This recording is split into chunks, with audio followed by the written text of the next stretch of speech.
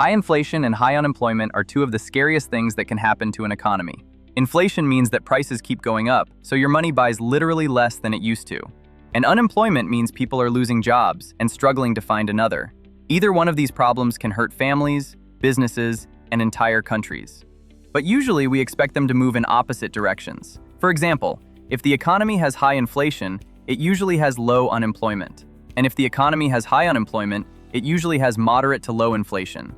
But what is it when both happen at the same time? That's where what we call stagflation enters the battlefield.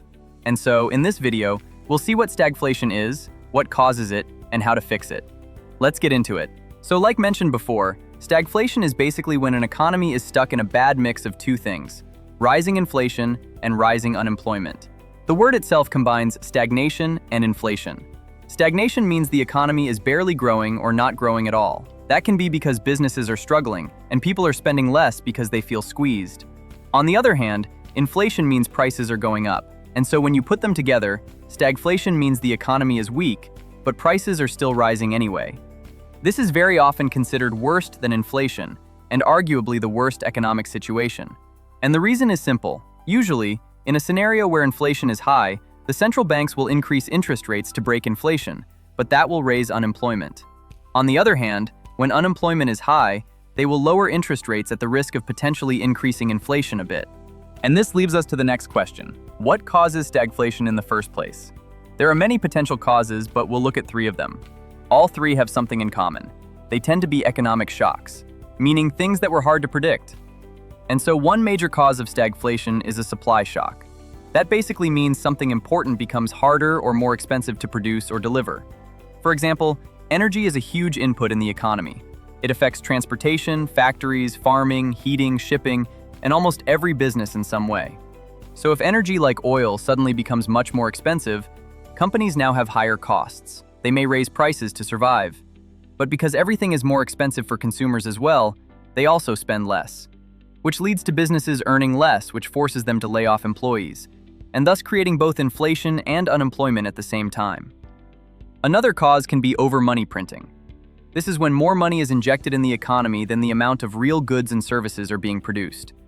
At first, this may feel good because people have more money short-term and businesses make more money. But if production can't keep up, prices start rising in the long term because businesses can't produce as much as consumers buy. And when those rising prices eventually hurt consumers and businesses, the economy eventually slows down. Eventually, consumers can't buy anymore because of inflation, which makes companies lose revenue. When companies lose revenue, they must do cuts, which often include layoffs. A third cause can be a war. Wars are not only extremely expensive, they can create multiple chains of destructions. I'm talking about ports being destroyed, oil not being transported, supply chain being disrupted. That affects not only consumers but businesses, and can create insanely high level of inflation as well. This leaves us to the final point. Why is stagflation so hard to fix?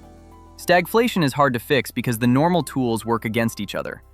Like mentioned earlier, when inflation is high, the usual move is to increase interest rates. And when unemployment is high, the usual move is to lower them. Do you see the problem when you deal with both at the same time? And so the usual strategy, though very, very hard to correctly do and almost impossible to do painlessly, is a combination of moves. I like to explain it in a three-step plan. The first step is often to crush inflation, or at least bring it under control. This can be painful, but inflation is often considered more dangerous than unemployment because it spreads into everything else. Once people expect prices to keep rising, businesses raise prices faster, workers demand higher wages to keep up, and the whole system can become unstable. But crushing inflation alone is not enough if the real problem is a shortage of something important. If, let's say, food, energy, housing, key materials, or labor supply is the bottleneck, then just raising interest rates won't magically create more supply. That's where governments may need to help fix the core shortage. And so the second step is the government spending money to help fix the problem. This could mean improving infrastructure, removing unnecessary bottlenecks, speeding up production, helping supply chains work better, or supporting industries that are essential to the economy and fixing the main issue. And finally, the final move is often tax incentives for key companies or industries.